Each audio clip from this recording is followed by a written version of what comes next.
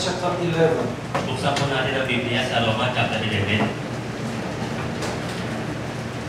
Romans chapter 11, verse 1. Roma chapter 11, verse 1.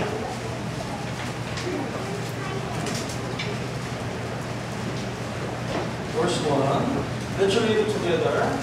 3, 2, 1. Sinasabi ko nga, itinakwil ba ng Diyos ang kanyang bayan? Huwag nawang mangyari, sapagkat ako man ay Israelita mula sa binhi ni Abraham, mula sa lipi ni Benjamin. And verse 5. Let's read it together. 3, 2, 1. Gayun din sa panahong kasalukuyan ay may kalarabi na hinirang sa pamamagitan ng biyaya. And verse 25 and 26. Let's read it together. 3, 2, 1. Upang kayo huwag pagmarunong sa inyong sarili, mga kapatid, nais kong malaman ninyo ang hiwagang ito na ang pagmamatigas ay nangyayari sa isang bahagi ng Israel hanggang makapasok ang buong bilang ng mga hintil. Sa ganoon, ang buong Israel ay maliligtas, gaya ng nasusulat, lalabas mula sa sayon ang tagapagligtas, ihiwalay niya ang kasamahan mula sa hapon. So today we're gonna study the Romans chapter 11. The title is the remnant of Israel. Ngayon, pag-aaralan po natin yung Roma chapter 11, yung title po yung mga natira sa Israel. The Romans chapter 1 says all Gentiles are sinners. Sa Roma chapter 1, sinabi lahat ng mga Gentil ay makasalanan. Chapter 2, all Israel people also sinners. Chapter 2, lahat ng mga Israelita gayon din ay mga makasalanan. Chapter 3, that's why all people are sinners. So only by the faith we can get salvation. Chapter 3, lahat ng mga tao ay makasalanan, kaya nga tanging sa pananampalataya lamang maliligtas. Chapter 4, the David and the Abraham also get salvation by faith. Chapter 4, si David at si Abraham din po ay naligtas sa pamamagitan ng pananampalataya. In chapter 5, through the one man, all people become the sinners. Through the one man, all people can get salvation. Chapter 5, dahil sa isang tao ay lahat naging makasalanan at isang tao rin ay pwedeng lahat ay maligtas. In chapter 6, if all our sins are forgiven, can we continue to commit a sin? Sa chapter 6, kung tayo napatawad na, pwede pa rin ba tayo gumawa ng kasalanan? The Bible says, certainly not. Sinabi ng Biblia, huwag na mangyari. Because we are become the servant of the righteousness. Dahil tayo ngayon ay mga alipin na ng katwiran. Then how can we stop our sin? Kung gayon pa tayo mapitigil sa ating pagkakasala, The Romans chapter 7 says, even though we do our best by our own strength, we cannot overcome our sinful nature. Roma chapter 7, kahit sa pamamagitan ng ating sariling kalakasan, hindi natin ito magagawang pigilin. In Romans chapter 8, that's why we have to stay in the church in Jesus. Kaya sa Roma chapter 8, kaya kailangan po natin manatili sa church kay Jesus. And when we stay in the church, God provides all the spiritual strength so that we can overcome our sinful nature and all difficulties. At kung tayo mananatili sa church, na bibigay ng Panginoon yung lahat ng ating pangangailangan, mga biyaya, malampasan po natin yung mga kailangan natin sa ating kasalanan. And Romans chapter 9, 10, 11 are talking about the relation between Israel and the Gentiles. Roma chapter 9, 10, at 11, ito yung mga patungkol naman sa relasyon ng mga Hintil at mga Israelita. So if at that time, the many Gentiles easily get salvation. Noong panahon na yun, yung mga maraming mga Hintil po, yung madaling lang naliligtas. Then why the Israel people cannot get salvation? Kung ngayon, bakit yung mga Israelita ay hindi maligtas-ligtas? It's because they only focus on the material blessing. Dahil nakatuon lamang sila sa mga material na bagay. And they rely on their own work. At natitiwala sila sa kanilang sariling mga gawa. That's why they reject the love of God and the grace of God. Kaya nga tinanggihan nila yung pag-ibig ng Diyos at biyaya ng Diyos. So even though they already received so many promises and blessings, because their heart is stubborn, they cannot get salvation. Kahit nga nakatanggap na sila napakaraming pangako at mga pagkakala, kaya hindi sila maligtas kasi ang maliligas ang kanilang mga gusto. Then chapter 11 is talking about the verse 1. Let's look at the chapter 11, verse 1. So the Apostle Paul asked it, I say then, has God cast away His people? Sinabi ko nga, itinakwil pa ng Diyos ang kanyang bayan. So Israel people don't get salvation, then it means does God forsake Israel? Yung mga Israelita hindi maligtas-ligtas. Ibig sabihin ba nito, yung Diyos ay itinakwil niya yung kanyang bayan? The verse 11 says, certainly not. Sinabi sa verse 11, huwag daw ang mangyari. So, when the Israel people reject the gospel, that gospel transferred to Gentiles. Nang yung mga Israelita ay tinanggihan yung Ebanghelyo ay nailipat sa mga hindi. Then, when the Gentiles all reject the gospel, that gospel will transfer to Israel people again. At kapag nangyari na yung mga hindi ay tanggihan na yung Ebanghelyo, itong Ebanghelyo ay may ililipat muli o babalik sa mga Israelita. So, during the 7 years Great Tribulation, the 144,000 Jewish people will get salvation. Sa pitong kaong matinding kapinghatian, 144,000 na mga Hudyo yung maliligtas. So even though the Israel people are stubborn, God never forsake the Israel people until the end of human history. Kahit na yung mga Israelita ay matitigas ng puso, yung Diyos ay hindi pinababayaan yung kanyang bayan. So the Romans chapter 11 is talking about this. Yung Roma chapter 11, ito yung pinapatungkulan nito. So we will study the verse by verse. Kaya pag-aaralan po natin ito, versikulo per versikulo. The verse 1, would you read again? Sinabi ko nga, itinakwil ba ng Diyos ang kanyang bayan? Huwag daw ang mangyari. Yes.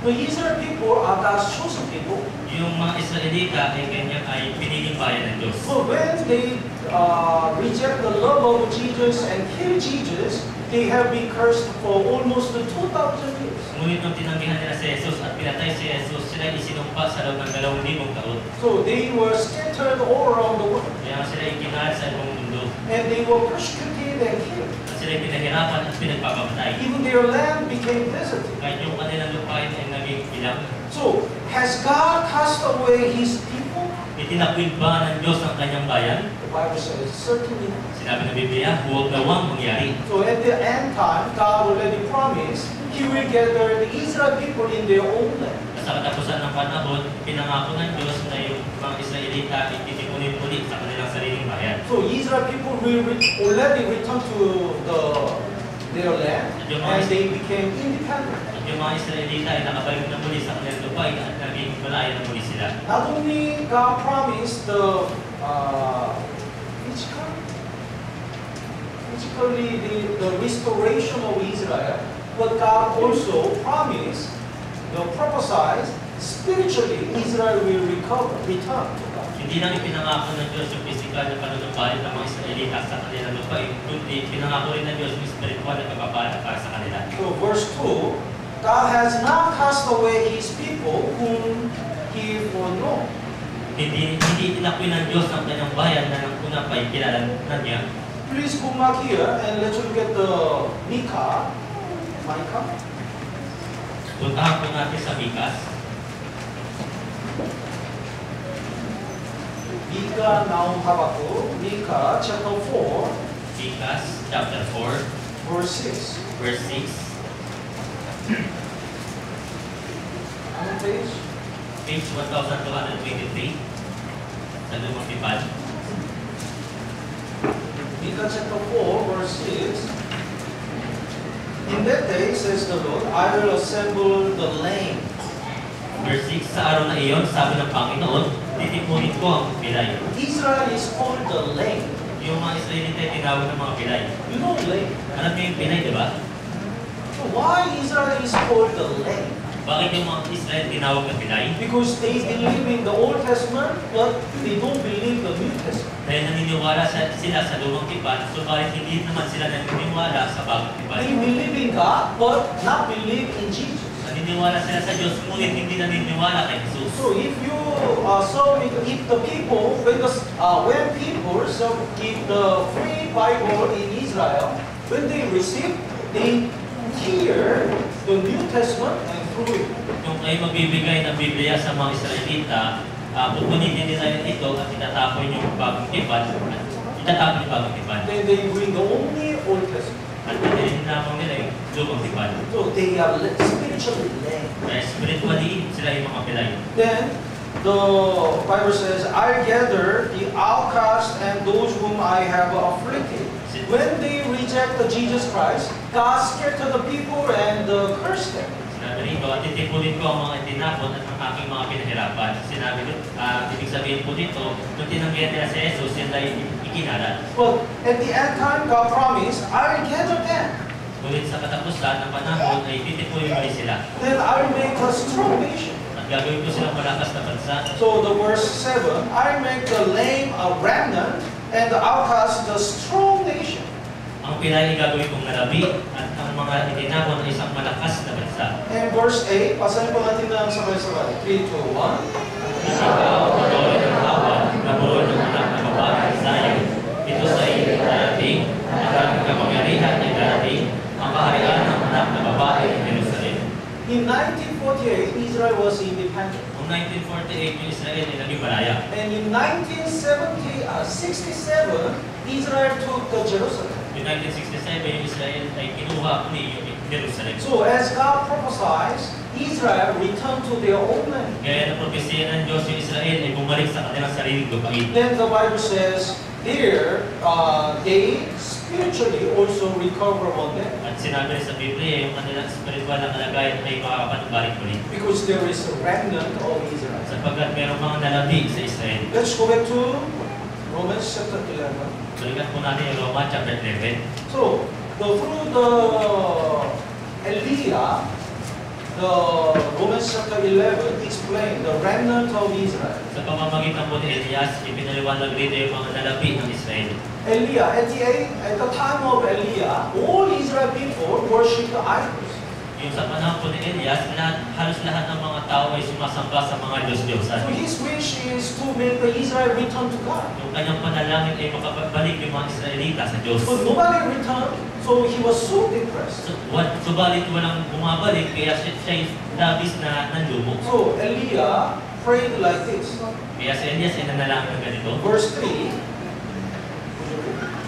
Panginoon, pinatay nila ang iyong mga propeta, giniba nila ang iyong mga dambana, at ako'y naiwang nag-isa at tinutugis nila ang aking buhay. he wanted to die. Nais din niyang mamatay. When we are so depressed and if we cannot see any fruit in our life, we are so disappointed. Kapag tayo labis na nanlulumo at pinahihirapan, tayo nakakaramdam ng labis na panlulumo. We want to sometimes stop our Christian life. Nais na natin itigil minsan yung ating buhay Kristiyano. But to us, God always gives us the hope. Ngunit para sa atin, yung Diyos ay lagi nagbibigay sa atin ng pag-asa. To Elia, God gave him the hope.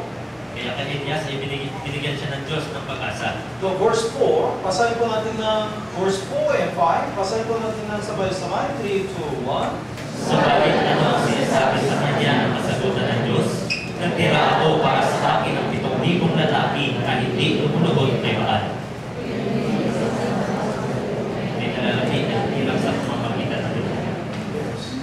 So God said, I already prepared the 7,000 remnant of Israel people. Kaya sinabi ng Diyos, nagtira ako para sa akin ng 7,000 lalaki. So after this promise, Elia met Elisha. Kaya pagkatapos ng pangako nito, si Elias ay nakatagpo si Eliseo. Elisha is one of the great disciples, great prophets to work for the Lord. Si Eliseo po ay isa sa mga laki ng propeta na kumilos para sa Panginoon. So when the Elia was depressed, God promised the remnant of Israel, 7,000 people. Nang si Elias ay nanlumo, pinangako ng Diyos yung mga nalabi sa Israel, yung 7,000 mga kalalakihan. Now the Apostle Paul was so depressed because whenever he preached the gospel to Gentiles, they easily get salvation, but not Israel people. Ngayon, si Apostol Pablo ay nanlulumo rin sapagkat sa tuwing ipinapangaral niya yung Ebanghelyo, madali lang na naliligtas yung mga hindi, subalit yung mga Israelita ay hindi naliligtas. But God promised,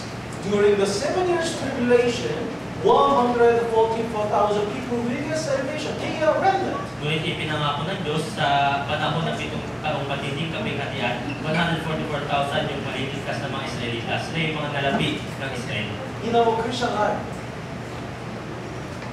the evangelizing is easy or difficult? Sa ating buhay Kristiyano, yung pag-evangelist ba, madali o mahirap? So practical. Whenever we invite the people, all people most of them reject. Sa tuwing nag-iimbita tayo ng mga tao, halos lahat sila ay tinatanggap na tayo. I'm not interested. Wala akong interes. I don't want to listen. Ayoko makinig. I'm busy. Busy ako. But some people will promise, okay, I'll go. Pero may mga tao na sige, pupunta ako. But they don't come. Pero hindi naman sila pupunta. They come. Pupunta sila. Some of them come. Minsan, yung iba pumupunta. But they don't listen. And they don't get salvation. Pero hindi sila nakikinig at hindi sila naliligtas. Very few people get salvation. Kakunti lamang yung naliligtas. But they don't abide the church. Kung hindi naman sila nanatili sa church. It's very difficult to see the people, the people who are seeking the truth. Napakahirap talaga magligtas ng mga tao na naghahanap ng katotohanan. But even though it's very difficult to find those who are seeking the truth, there is a remnant. Ngunit kahit na napakahirap na maghanap ng mga tao na naghahanap ng katotohanan, subalit merong mga tao na natitira. Still, there is a people who wants to get salvation. May mga tao pa rin na naghahanap ng nais na maligtas. What's the biggest evidence? Ano yung malaking ebidensya? 7 years tribulation doesn't start yet. Yung 7 taong pagbigyan niya, hindi pa nagsisimula. We are still alive. Tayo buhay pa. It means we still have a work to say there. It means there must be the people who wants to get salvation. Ibig sabihin, may mga tao pa rin na nais na maligtas. That's why we also have the hope about the remnant. Kaya nga, meron pa rin tayong pag-asa patungkol sa mga taong natitira. Then verse 7,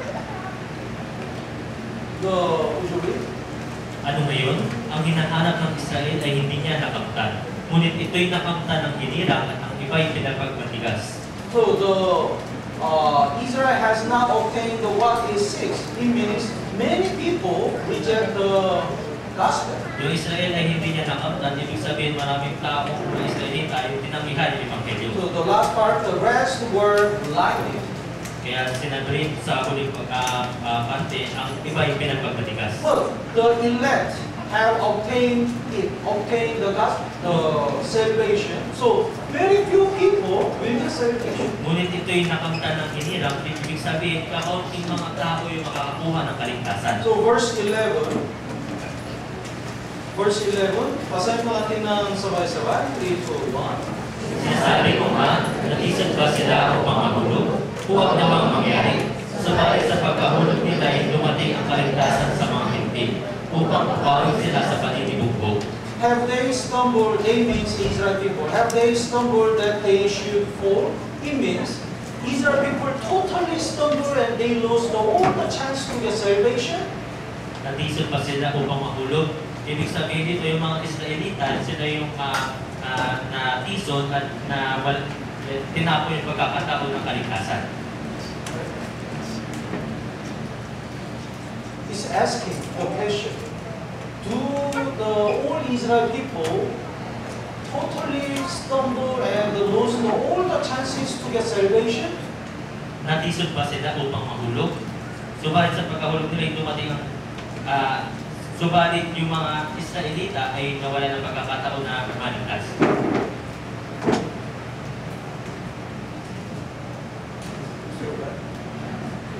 Sounds like it's not a question. Question.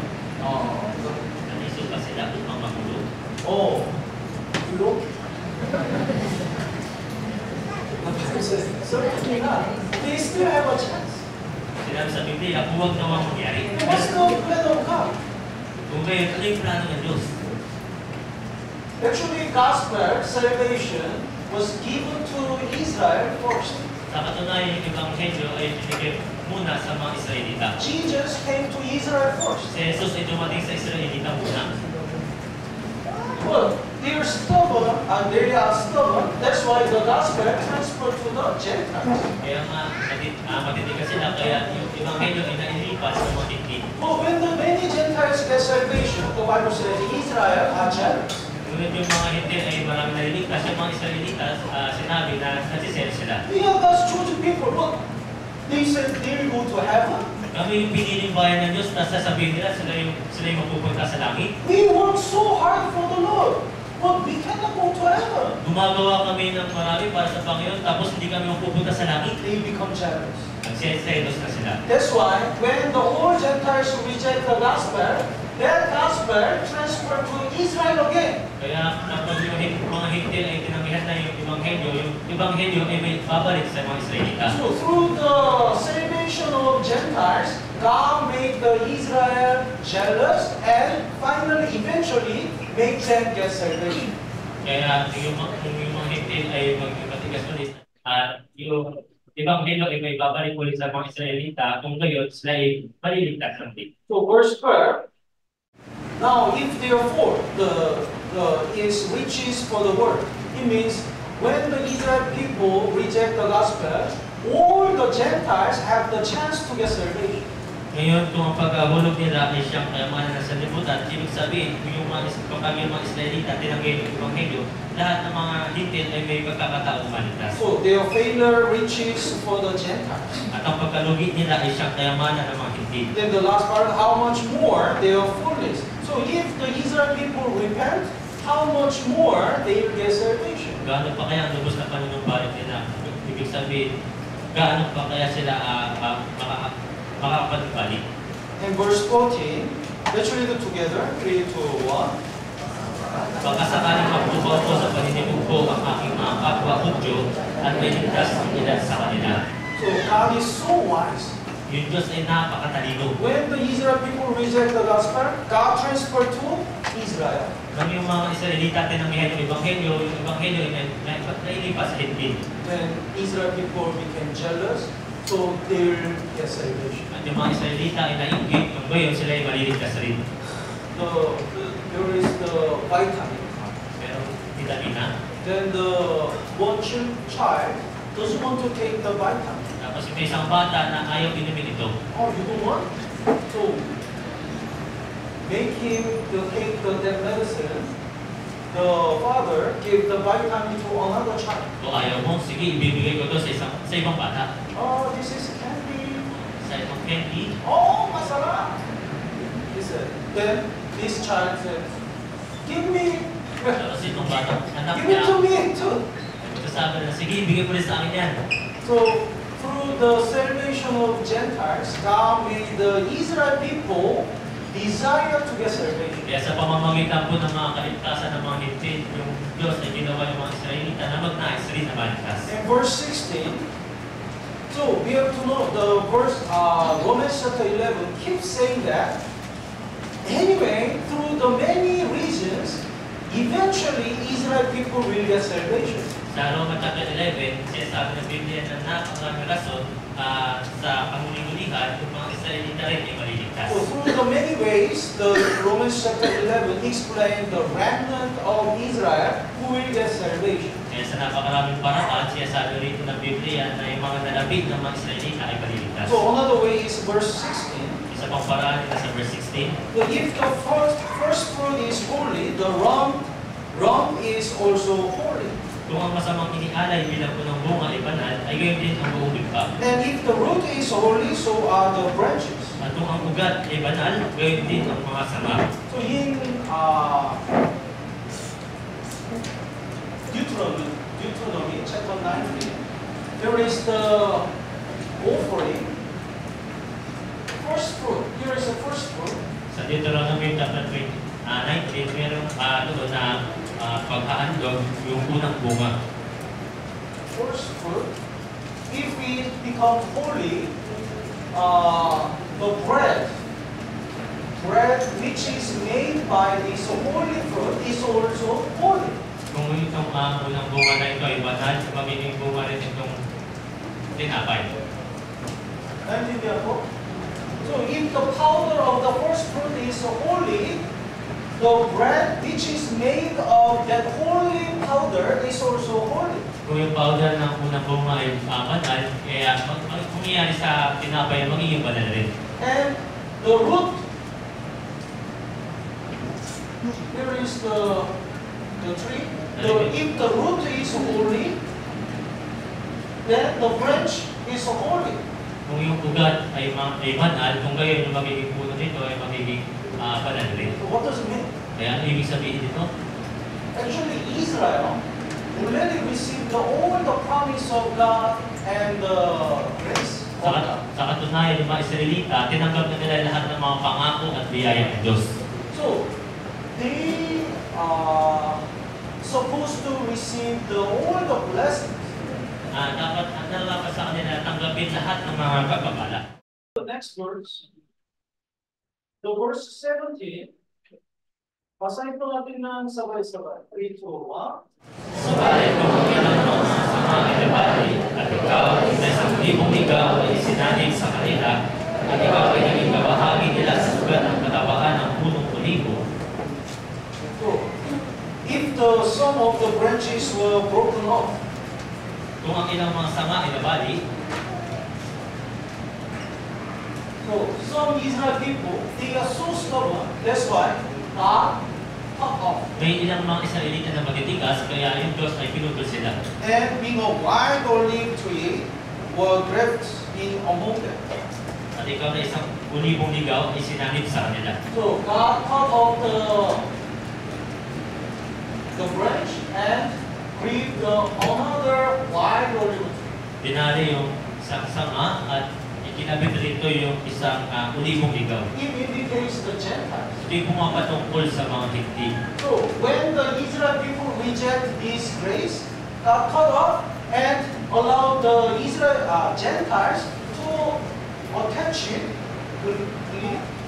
in the tree. Nang yung mga Israelita ay tanggihan yung Ebanghelyo, pinutol sila ng Diyos at hinayaan ay makikabit dito yung mga tintin. So the next part, with them became a partaker of the root of the fatness of the olive tree. So Israel people, the Gentiles, can receive all the blessing and grace. Sa sunod, ikaw ay naging kabahagi nila sa ugat ng katabaan ng punong olibo. Kaya ibig sabihin po nito, yung mga hindi ay makakatanggap ng lahat ng mga pagpapala. Oh, so the verse 19, verse 18, Huwag kang magmalaki sa mga sama, ngunit kung magmalaki ka, alalahanin mo hindi ikaw ang nagdadala sa ugat, kundi ang ugat ang nagdadala sa iyo. so during the Gentiles, they cannot boast anything Kaya ngayong mga hitil ay walang maipagmamalaki. because they are receiving the grace of God, which is supposed to be given to Israel.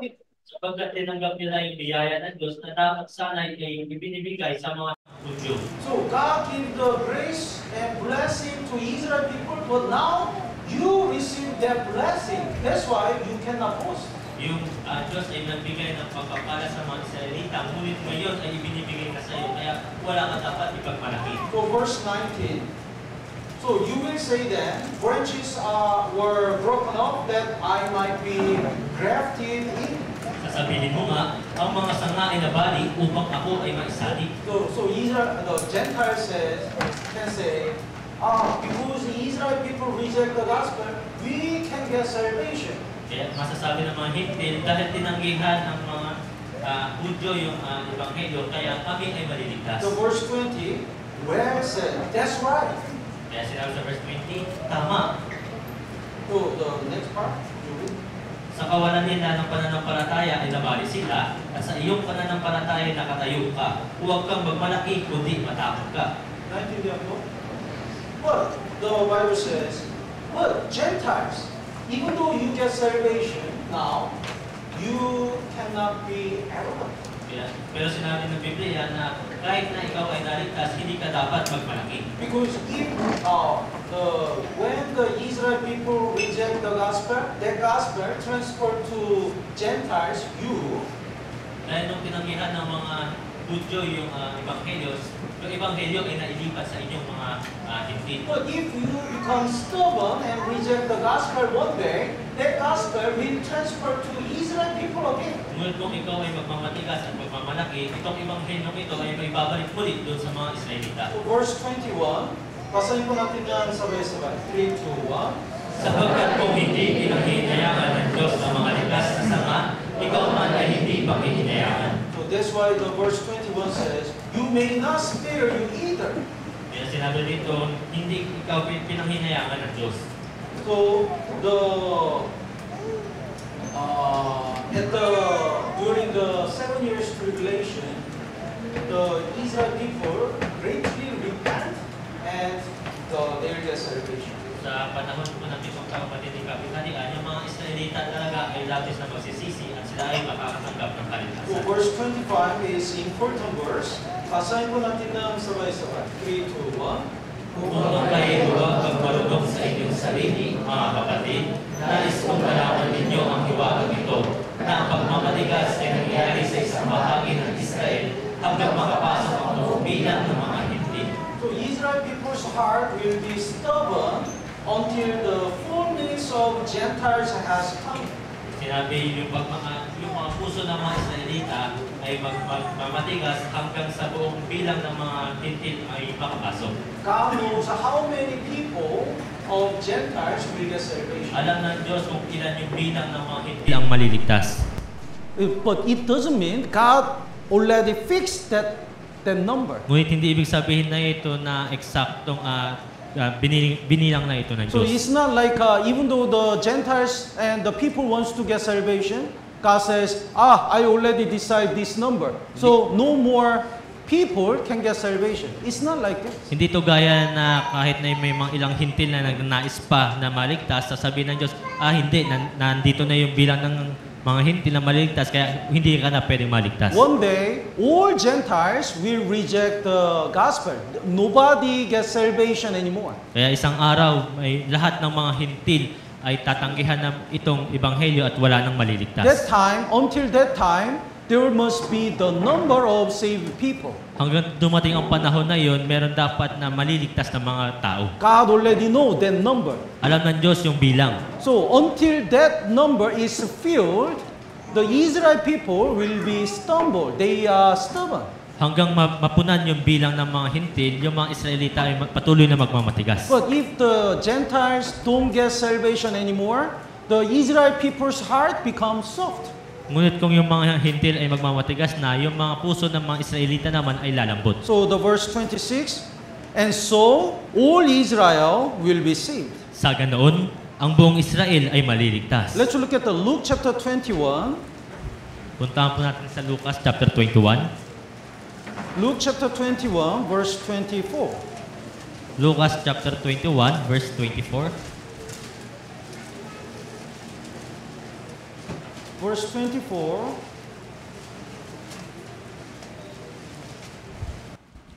Basahin po natin ng sabay-sabay. 3, 2, 1.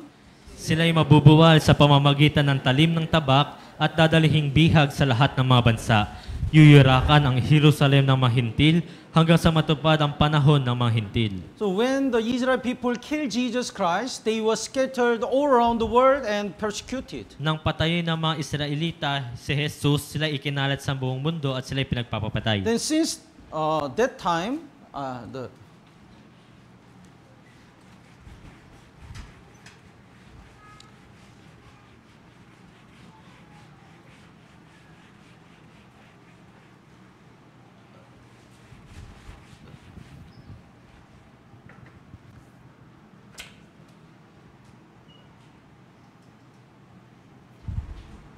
I'll explain briefly, then explain again with the Bible.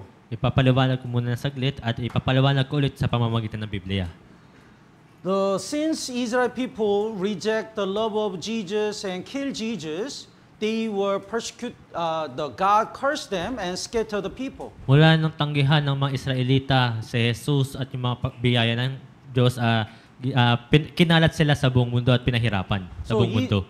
So the gospel which was given to Israel transferred to Gentiles. Kaya yung ebanghelyo na ibinigay sa mga Israelita ay nailipat sa mga hintil. So this time is the time of the age of Gentiles. Kaya itong panahon na ito ay panahon ng mga hintil.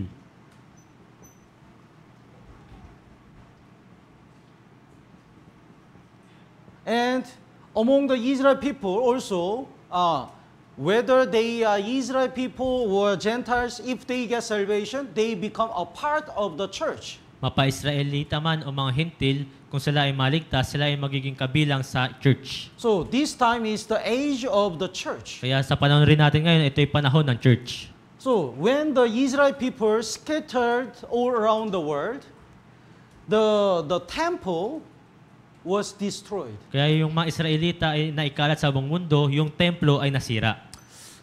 Let's look at the history of temple briefly. Tingnan po muna natin yung kasaysayan ng templo. The Solomon built up the temple. Si Haring Solomon ay tinayo yung templo. That's it's called the first temple. Ito yung tinatawag na yung unang templo. But when they commit a sin, God destroyed the temple by Babylon.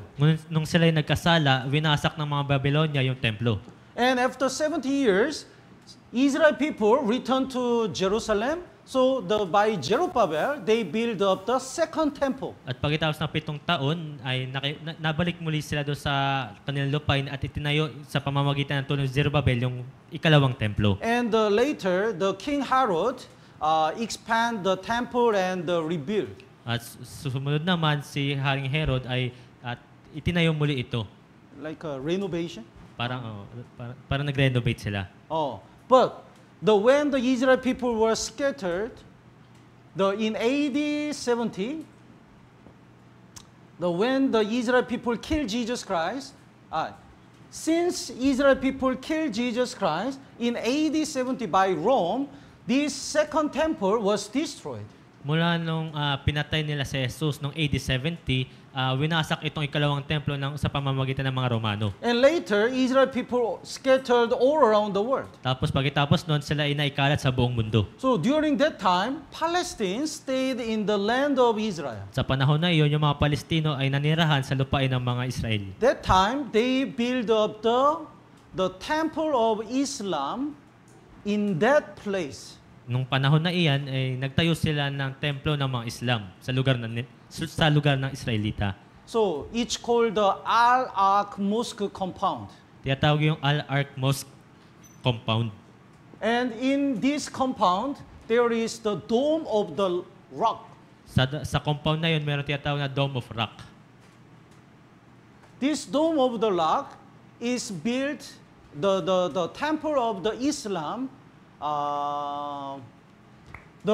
this dome is covered by the gold.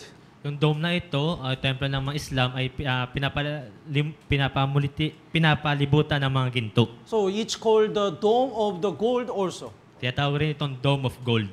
But this is the temple of the Islam. Pero ito yung templo ng mga Islam. Not the temple of Israel people. Hindi templo ng mga Israelita. That's why Israel people really wants to destroy this temple. Kaya nga yung mga Israelita nagnanais talaga na wasakin itong templo nila. The Bible prophesies during the 7 years tribulation, the temple of Israel will be rebuilt. Sa Biblia, pinopesiyan na sa panahon ng 7 taong kapighatian, yung templo ng mga Israel ay may tatayong muli. Israel has the Temple Institute.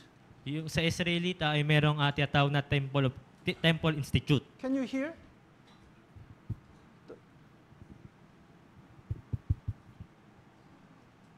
Can you? Mic test. Mic doesn't Mic work? test. Mic test. It works? Mic test. Mic test. Oh. Did you hear that? I explained many things. Anyway, so they have the organization, the Temple Institute, that prepare their work is to prepare their work is to prepare all the things to make the temple again. Meron silang organisasyon na Temple Institute ang tawag na ang trabaho nila ay ihanda lahat ng mga kagamitan sa pagtatayo ng templo. Actually, that institute already prepared everything. Sa katunayan po, itong institute na ito ay naihanda ng lahat. So Bible says, in order to clean this place, they need the red heifer, the red cow. Kaya sinabi rito na para maihanda ang lahat, kailangan po nila ng pulang baka. Have you seen the red cow? Nakakita na ba kayo ng pulang baka? I never seen. Wala pa, di pa ako nakakita. But suddenly, these days, in the Texas, in America, there is a red cow is born. Pero sa panahon natin ngayon sa Texas, sa Amerika, merong pulang baka na pinanganak. So the teachers of Israel, rabbi, visited Texas and checked that is red cow. Kaya yung mga guro sa Israelita ay bumisita roon at chinek na ito nga talaga yung pulang baka. So they brought that red cows to Israel. At dinala yung pulang baka doon sa Israel. So everything is already ready to rebuild the temple. Kaya nga lahat ay naihanda na para maitayong muli yung templo. So that will be called the third temple. Ito'y tatawagin muli na ikatlong templo. Because the Israel people doesn't admit this, the temple of the Islam as their temple. Sapagkat yung mga Israelita ayaw dito sa tinatawag sa templo ng mga Islam. They believe this place is there is the rock. That rock is the place for Abraham to offer the Isaac. Sila naniniwala rito na nandoon yung bato kung saan naghandog ng alay si Abraham kay Isaac. And this part is the western wall. Western wall. Wall. It's called the Wailing Wall. Meron doon na Crying. kanluran na pader na tinatawag na Wailing Wall. Crying. pader pagluhang pader ng pagluha. Because this wall only this part is the part of Israel people. Sapagkat doon sa parteng iyon, doon lamang yung parte sa mga Israelita. All these parts were made by Islam, Halos lahat doon ay ginawa ng mga Islam. including the Dome of the Rock. Kasama doon yung Dome of Rock. So usually Jewish people gathered here and prayed in front of the western wall.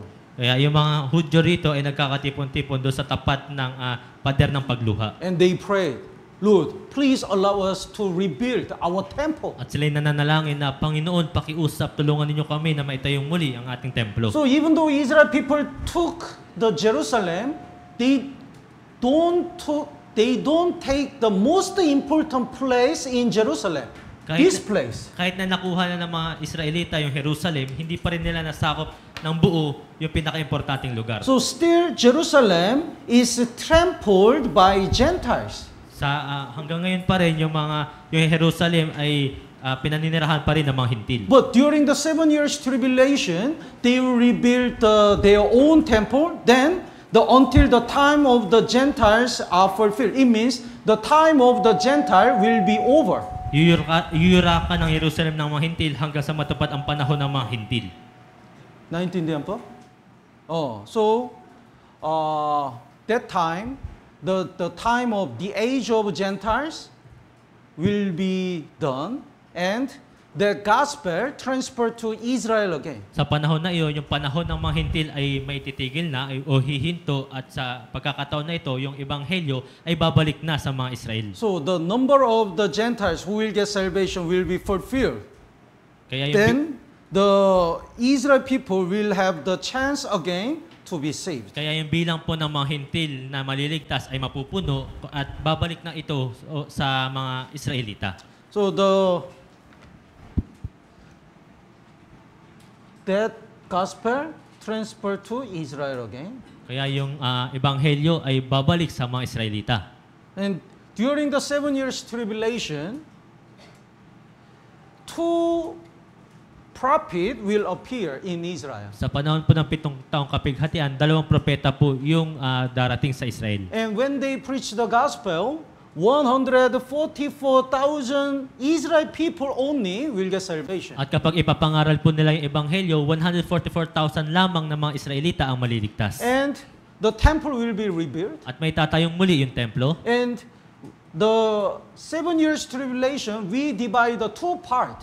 Yung 7 taong 3.5 and 3.5 in the pre 3.5 and post 3.5. Yung 7 taong kapighatian ay mahahati sa dalawa, pre 3.5 years at post 3.5 years. Then in the middle, the Antichrist will appear. At sa kalagitnaan, yung Antikristo ay darating. And he will insist that he will sit in the temple and say he is God. At sasabihin niya, siya'y uupo doon sa templo at sasabihin niya na siya yung Diyos. So until that time, the Israel people worship him, but some of them realize that is the Antichrist. Magmula po noon, yung ilang mga Israelita ay sasamba sa kanya, pero may ilan na maunawaan na hindi siya yung Diyos. So 1/3 of Jewish people ran away from Antichrist and they stayed in the wilderness. Kaya yung ikatlong bahagi po ng mga Israelita ay tatakbo at maninirahan doon sa ilang. But Antichrist will kill the 144,000 saved people. Ngunit yung Antikristo ay papatayin yung 144,000 na mga Hudyong ligtas. And this 1/3 of Jewish people, even though they don't get salvation, even though it's late, they finally realized this is Antichrist. Yung ikatlong bahagi ng mga tao ng mga Israelita, kahit huli na, maunawaan nila na hindi ito yung Diyos, yung Antikristo. So they are protected in the wilderness and entered the millennium kingdom. Sila'y proprotektahan doon sa ilang at sila'y papasok sa millennium kingdom. They are really lucky physically because they are survived from the last war. Sila'y napakaswerte sapagkat nakaligtas sila sa huling digmaan. And the Bible says very few Gentile also will be survive and enter the millennium kingdom. At nabanggit rin sa Biblia na kakaunting mga hintil yung makakapasok doon sa millennium kingdom. Then the church will be raptured before 7 years tribulation. Yung church naman ay mararapture bago magsimula yung 7 taong kapighatian. And at the end of after 7 years tribulation, Jesus will come in the earth with the saved people and reign the world as a King of Kings. At pagkatapos po ng 7 taong kapighatian, yung church ay babalik, gayon rin si Jesus, at si Jesus ay yung mamumuno sa millennium kingdom. And after millennium kingdom, this world will be God will end the human history, and we enter the eternal world. At pagkatapos po ng millennium kingdom, yung Diyos ay wawakasan yung kasaysayan po ng mundo at tayo papasok ngayon doon sa walang hanggang So if we really saved by the word of God, by the gospel, we go to eternal heaven. Kung tayo naligtas, tayo papasok doon sa walang hanggang langit. Otherwise, the people go to hell. Kundi yung iba ay mapupunta sa impyerno. So this is what the Bible says about human history. Ito yung sinasabi ng Biblia patungkol sa kasaysayan ng tao. Let's look at the Revelation chapter 7. Tignan po natin sa Apocalypse chapter 7. So this, okay, let's look at the Revelation chapter 7, verse 4. Apocalypse chapter 7, verse 4. I heard the number of those who were sealed. It means these people, the number of the saved people. At narinig ko ang bilang ng mga tinatakan. Yung tinatakan, ibig sabihin bilang ng mga naligtas. Then, basahin po natin ng sabay-sabay. 3, 2, 1. At narinig ko ang bilang ng mga tinatakan, 144,000 tinatakan mula sa bawat lipi ng mga anak ni Israel. Yes. So, only Israel people, 144,000 people will get salvation. At tanging mga Israelita, 144,000 lamang yung maliligtas. Let's look at the Revelation chapter 13. Punta tayo sa Apocalypse chapter 13. Verse 5. Verse 5. And he was given a mouth speaking great things and the blasphemies.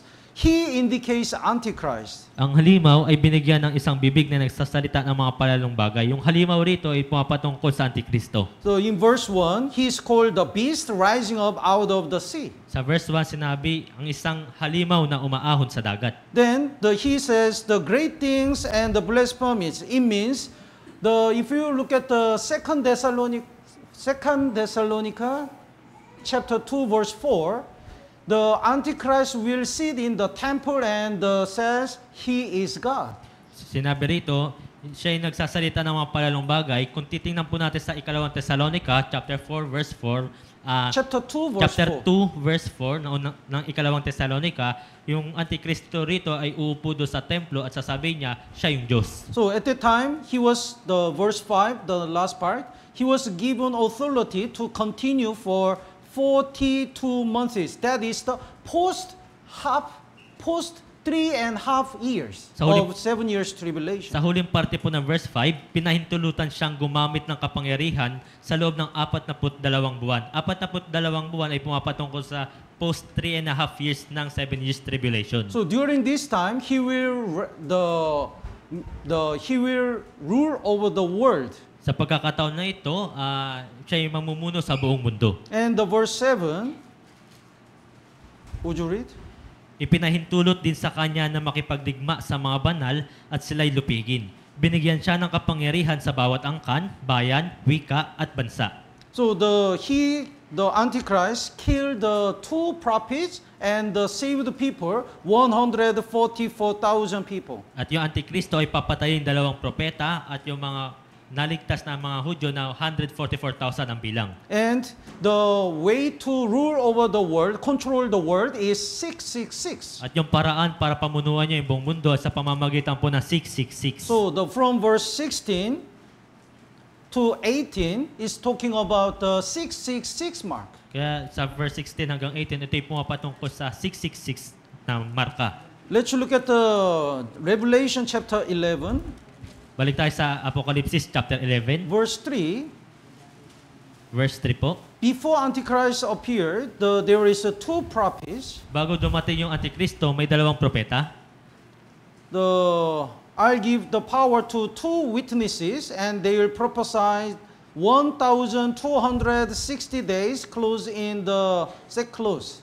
Papahintulutan ko ang aking 2 saksi na magpahayag ng propesiya sa loob ng 1,260 araw na nakasuot ng damit sako. So these 2 prophets work in the 3.5 years of the 7 years tribulation. Itong 2 propetang ito ay magtatrabaho sa pre-3.5 years ng 7 taong kapighatian. And let's look at the verse, chapter 12, verse 6.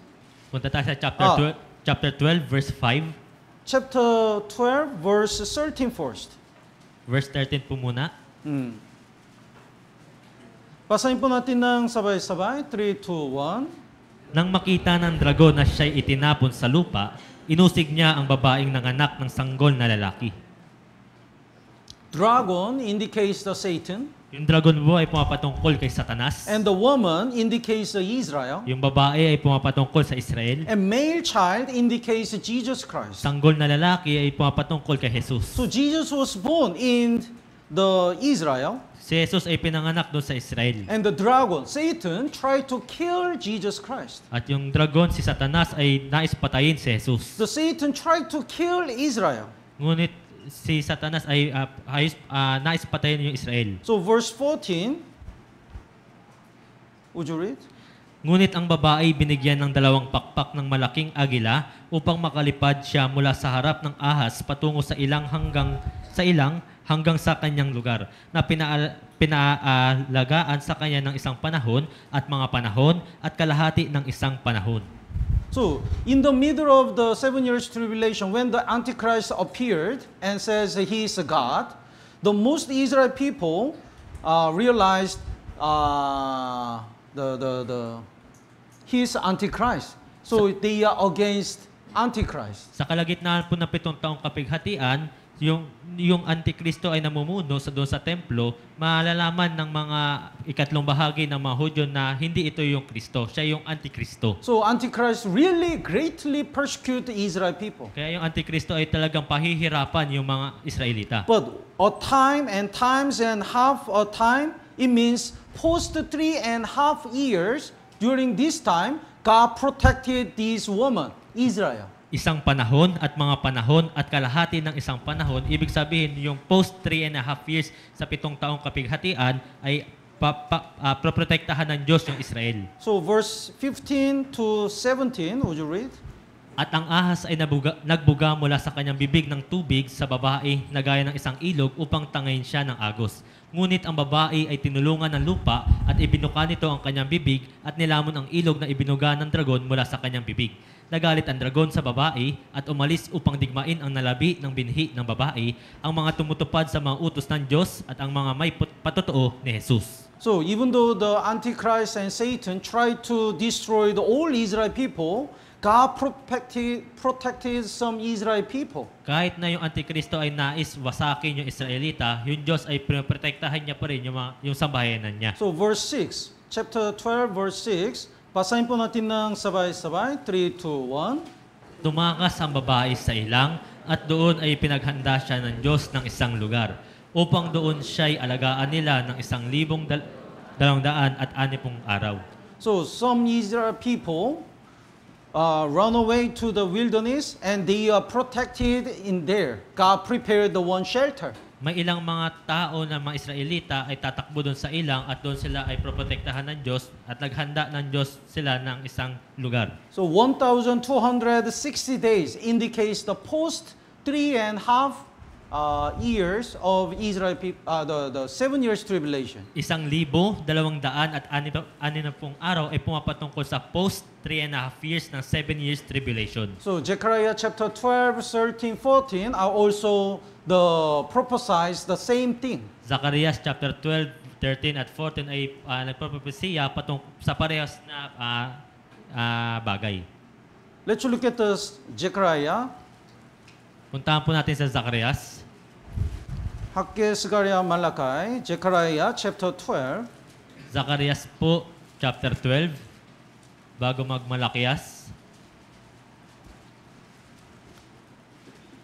Zechariah chapter 12 verse 10. Zacarias chapter 12 verse 10.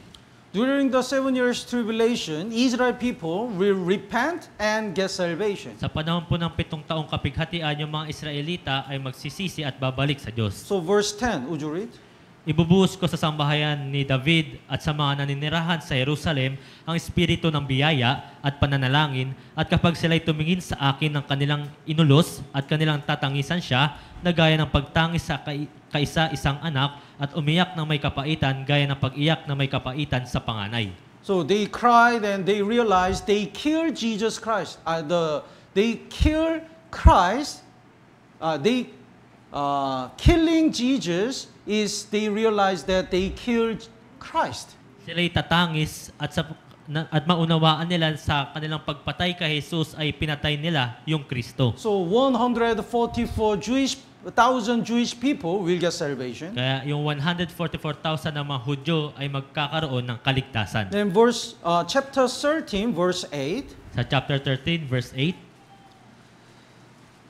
1/3 Jewish people will be survived from the 7 years tribulation. yung ikatlong bahagi ng mga Hudyo ay makakaligtas sa panahon ng 7 taong kapighatian. So would you read? Verse 8, at mangyayari sa buong lupain, sabi ng Panginoon, 2/3 bahagi ay aalisin at mamamatay, ngunit ang ikatlo ay maiiwan. And verse 9. Basahin po natin ng sabay-sabay. 3, 2, 1. At aking dadalhin ang ikatlong bahagi sa apoy, at sila'y dadalisayin ko na gaya ng pagdalisay sa pilak. At sila'y susubukin ko na gaya ng pagsubok sa ginto. Sila'y tatawag sa aking pangalan at akin silang diringgin. Aking sasabihin, sila'y bayan ko, at kanilang sasabihin, ang Panginoon ay aking Diyos. I bring the 1/3 through the fire. Will refine them as a silver is refined. It means God allowed the 1/3 of the Jewish people suffered a lot. Aking dadalhin ang ikatlong bahagi sa apoy at sila'y dadalisayin ko ng gaya ng pagdalisay sa pilak. Ibig sabihin, yung ikatlong bahagi ng mga Hudyo ay hayaan ng Diyos na maghirap. And at the end of the 7 years tribulation, Jesus will come in the earth. At sa katapusan po ng 7 taong kapighatian, si Jesus ay darating muli rito sa lupa. That time, the mountain of Olives will divide the two pieces. Two parts. Sa panahon na yon, yung bundok Olibo ay mahati sa 2 parte. So verse 4, would you read? Sa araw na, chapter 14, verse 4, Chapter 14, verse 4, would you read? sa araw na iyon ay tatayo ang kanyang mga paa sa bundok ng mga Olibo na nasa tapat ng Jerusalem sa dakong silangan, at ang bundok ng mga Olibo ay mahahati sa gitna niya, sa silangan hanggang sa kanluran, sa pamamagitan ng napakalawak na libis. Ang kalahati ng bundok ay malilipat sa dakong hilaga at ang kalahati ay sa dakong timog. So it makes a very large valley. Kaya ibig sabihin rito ay magkakaroon ng napakalawak na libis. So 1/3 Jewish people run away and stay there and they are survived. Ikatlong bahagi ng mga Hudyo ay tatakbo roon at sila ay makakaligtas. So verse 5, would you read? At kayo'y magsisitakas sa libis ng aking mga bundok, sapagkat ang libis ng mga bundok ay aabot hanggang sa Azal. Kayo'y magtatakas gaya noong kayo tumakas mula sa lindol ng mga araw ni Uzzias na hari ng Juda. Pagkatapos ang Panginoon kong Diyos ay darating kasama ang lahat ng mga banal. So even though they don't get salvation, physically, they survived from the 7 years tribulation and the last war. So they entered the millennium kingdom. Kahit na hindi sila nagkaroon talaga ng kaligtasan, pero sa pisikal sila ay nakaligtas at sila ngayon ay makakapasok sa Millennium Kingdom. And very few Gentile also will enter the millennium kingdom. At gayon rin, napaka-kaunting bilang ng mga hintil ang makakapasok doon sa Millennium Kingdom. So chapter 14 verse 12 is talking about the last war. Sa chapter 14, verse 12, ito'y pumapatungkol sa huling digmaan. And from verse 16 is talking about the millennium kingdom. At mula verse 16, ito'y pumapatungkol sa Millennium Kingdom. Then verse 16, it shall come to pass that everyone who is left of all the nations which came against the Jerusalem, they indicates the Gentiles, shall go up from the year to worship the king. Bawat isa na nakaligtas mula sa lahat ng bansa na lumaban sa Jerusalem, sila yung mga hintil na pinapatungkulan ay aahon taon-taon upang sumamba sa hari. So, during the millennium kingdom, there will be the saved people. Sa Millennium Kingdom po ay mayroong mga ligtas na tao. And 1/3 of Jewish people will enter. At ikatlong bahagi ng mga Hudyo ay papasok. And very few Gentiles will enter. Gayun rin yung napakakaunting bilang ng mga hintil ay papasok. So, until the end of the millennium kingdom, this is the human history. That's why still the people have the chance to get salvation. Hanggang sa katapusan po ng Millennium Kingdom, ito pa rin ay kasaysayan ng mga tao. Kaya nga, meron pa rin pagkakataon na maligtas yung mga tao. But I have a very, very strong doubt if they will get salvation that time. Kaya nga, ako'y mayroong napakalaking pagdududa kung sila ba talaga ay maliligtas. Because they already look at the last signs. Sapagkat nakakita na sila ng huling mga tanda. But they reject to get salvation. Pero tinanggihan nila yung kaligtasan. They already look at what had happened during the 7 years tribulation. Nakita na nila yung nangyari sa 7 taong kapighatian. They already experienced the Antichrist and the last war. Naranasan nila yung Antikristo at yung huling digmaan. But they enter the millennium kingdom, it means they reject all the chances to get salvation until that time. Nakapasok sila sa Millennium Kingdom, ibig sabihin, hinayaan nilang mawala yung pagkakataon hanggang sa pagkakataon na ito. That's why the chapter 14, the verse 19, it says like this. Basahin po natin ng sabay-sabay. 3, 2, 1. Ito ang magiging kaparusahan sa Ehipto at sa lahat ng bansa na hindi aahon upang ipagdiwang ang kapistahan ng mga kubol. They will be punished because they don't go to God to worship Him. Magkakaroon ng mga pagpaparusa sapagkat hindi sila pumunta sa Diyos upang sumamba. So the Bible already prophesies this is the human history until the end. Pinupesiya na dito sa Biblia na ito yung kasaysayan ng tao hanggang sa katapusan. But the Romans chapter 11 keeps saying that there must be the remnant of Israel people who will get salvation during the 7 years tribulation. Pero sa Roma chapter 11, lagi sinasabi roon na merong mga nalabi sa mga Israelita ang maliligtas sa panahon ng 7 taong kapighatian. But as a Gentiles, they don't have the chance to get salvation. Ngunit para sa mga hintil, wala silang pagkakataon para maligtas. So let's look at the Romans chapter 11. Balikan natin yung Roma chapter 11.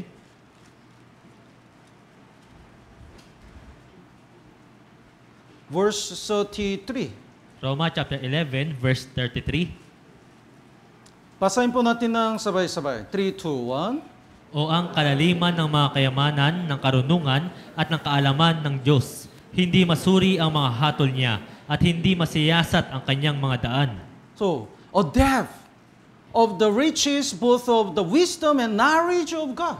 O ang kalaliman ng kayamanan, ng karunungan, at ng kaalaman ng Diyos. Nobody imagined this plan, great plan of God. Walang sino man ang makaunawa nitong dakilang plano ng Diyos. In order to save all the people in the world, when the Israel people reject the gospel, God transferred the gospel to other people, Gentiles. Para iligtas ang lahat ng mga tao ng itakwil ng mga Israelita itong ebanghelyo na ilipat ito sa mga hintil. But because of that, Israel people became jealous. Ngunit dahil dito, yung mga Israelita ay nainggit. So when their heart is ready, during the 7 years tribulation, God transferred that gospel which was given to Gentiles to Israel again. Kaya nung naihanda na yung kanilang mga puso, sa panahon ng 7 taong kapighatian, yung ebanghelyo na mula doon sa mga hintil ay ibinalik doon sa mga Israelita. So Israel people will get salvation. Kaya nga yung mga Israelita ay maliligtas. This is master plan of God. Ito yung dakilang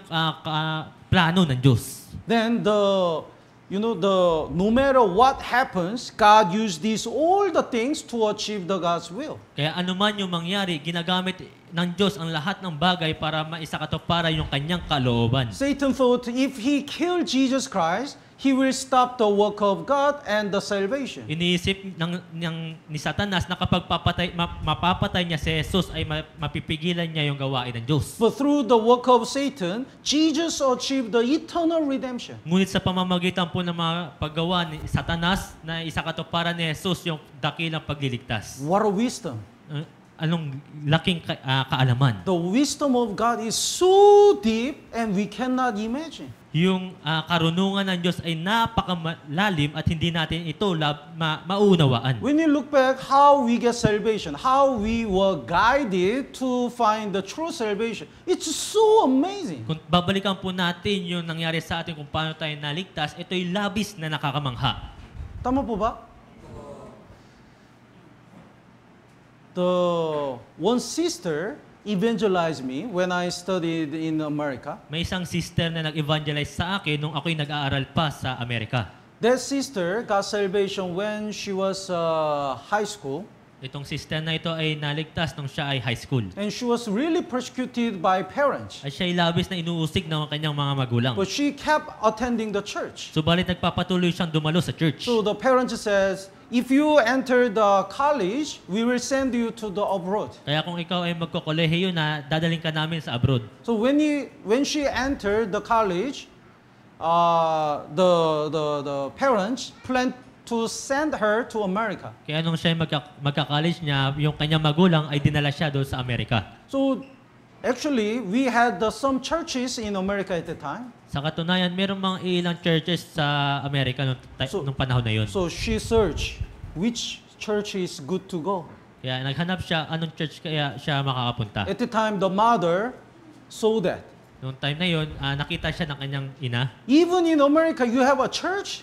Kahit sa Amerika, meron kayong simbahan. So she checked the list, and the Virginia, at that time, we didn't have the church in Kaya Virginia. tinignan niya yung listahan at sa Virginia, noong panahon na iyon, wala pang church doon. That's why the mother sent her to Virginia Tech. Kaya dinala siya ng nanay doon sa Virginia. At the time, I was studying in Virginia Tech. Noong panahon na iyon, ako'y nag-aaral doon sa Virginia. That's why I got salvation. Kaya nga ako'y naligtas. So after I got salvation, I said, I believe God sent you to save me. Pagkatapos kong maligtas, sinabi ko sa kanya, ako'y naniniwala na yung Diyos ay pinadala ka sa akin. That time, she shared this story. Noong panahon na yun, binahagi niya itong kwento sa akin. She also couldn't understand why she was sent to Virginia Tech. There is no church. Siya mismo, hindi niya maintindihan na bakit siya dinala rito na wala naman simbahan. But when I got salvation, she said, maybe because of you. Ngunit nung ako'y naligtas, siguro dahil sa'yo. So, even though we just think we just live our own ways,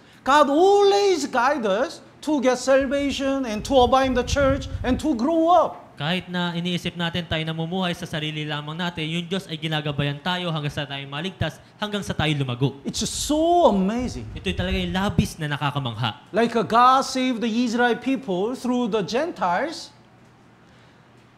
no matter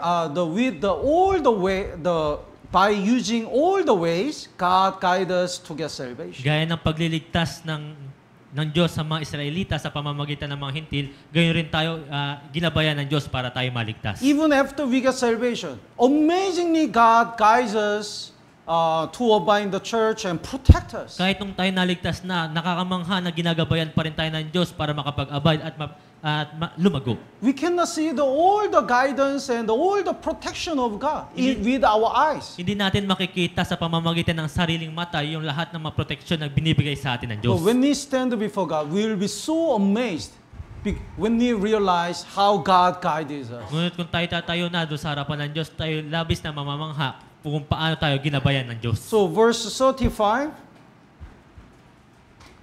Basahin po natin ng sabay-sabay. 3, 2, 1. O sino ang nakapagbigay na sa Kanya at siya'y mababayaran? So it means, who gave you first? Sinabi rito, sino yung nagbigay sa Kanya muna? Can you give something to God first or you receive the first? Kaya mo ba munang magbigay sa Diyos o ikaw yung unang tumanggap? God gave us everything first Yung Diyos yung nagbigay sa atin ng lahat. before we give something to God. Bago tayo makapagbigay ng anuman para sa Diyos. So now we already know we receive everything from God. Ngayon, nalalaman natin na tinanggap natin ang lahat mula sa Diyos. That's why we have to repent. We have to render His grace and love. Kaya nga, kailangan natin suklian yung kanyang biyaya at pag-ibig. Let's look at the 2 verse more.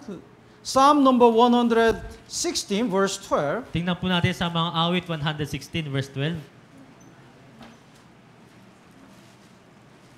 What shall I render to the Lord for all His benefits toward me? Ano ang aking isusukli sa Panginoon sa lahat niyang kabutihan sa We akin? receive this amazing grace. That's why we get salvation. Tinanggap natin ito nakakamanghang biyaya, kaya nga tayo naligtas. The Psalm number 116, verse 12.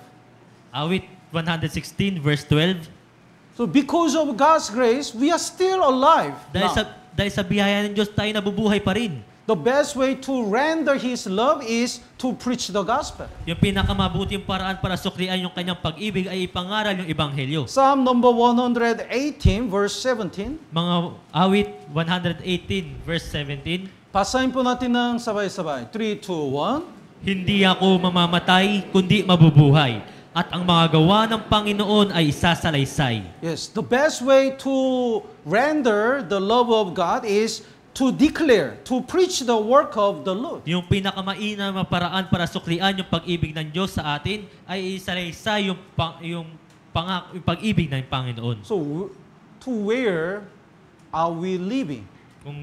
Kung gayon, saan tayo nabubuhay? We are living at the end of age of Gentiles. Tayo ngayon ay nabubuhay na dito sa katapusan ng panahon ng mga hintil. It's about for God to transfer our gospel to Israel people. Malapit nang ilipat ng Diyos yung ebanghelyo patungo doon sa mga Israel. So the number of Gentiles who will get salvation is almost fulfilled. Kaya yung bilang ng mga hintil ay halos mapuno na.